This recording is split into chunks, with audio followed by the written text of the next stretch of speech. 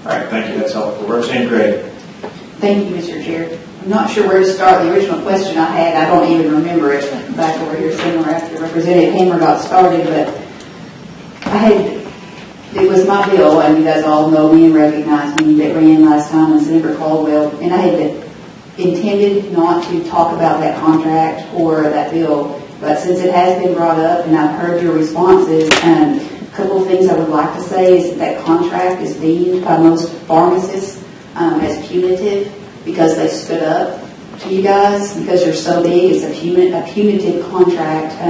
It's also my understanding that contract was not, it's an addendum to their original contract, and I have read it, that it was not offered to change, just independent pharmacies, again, which deems it to be punitive. And to Representative Hammer's question, our problem is if you guys were to come in and run our Medicaid program, when you don't like something that the state legislature does to try and protect itself, what are you going to do punitively to us? I think that's his question.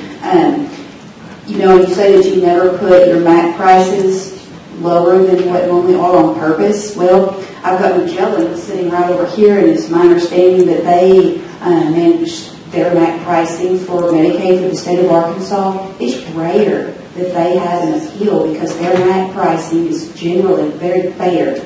So I'm trying to figure out how I've got one company who can provide MAC pricing generally fairly to where I don't have a complaint from a pharmacist in a single state. I have asked a lot, and I get complaints daily from you guys. So I guess my first of probably 3 questions, if I'm allowed that, is you say you don't manipulate the prices on purpose, but I have documentation and people that can prove otherwise.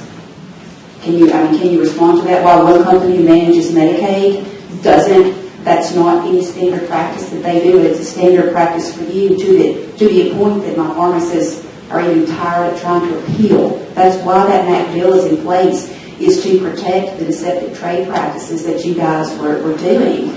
To the state, normally we don't like to get involved, and I'm one that would never get involved in private contracts unless I feel that they're deceptive.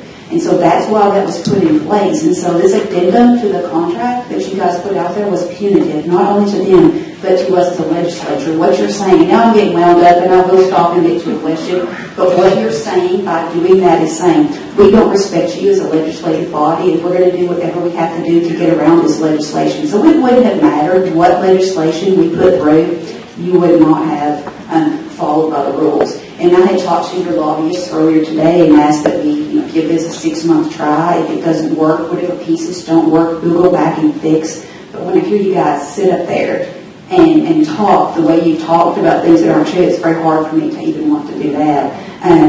There's no incentive for the pharmacies to buy it or lower cost. That's completely not true because on appeal, the only thing they're getting on appeal is cost. They're not getting anything above cost, which is what they need to operate on. So they're always wanting to buy at lower cost because the lower cost they can buy it at the higher profits they will realize. Back to my original question, thank you for letting me vent. You guys talk about therapeutic resources and the pharmacists that go through a lot of training to be able to, I guess,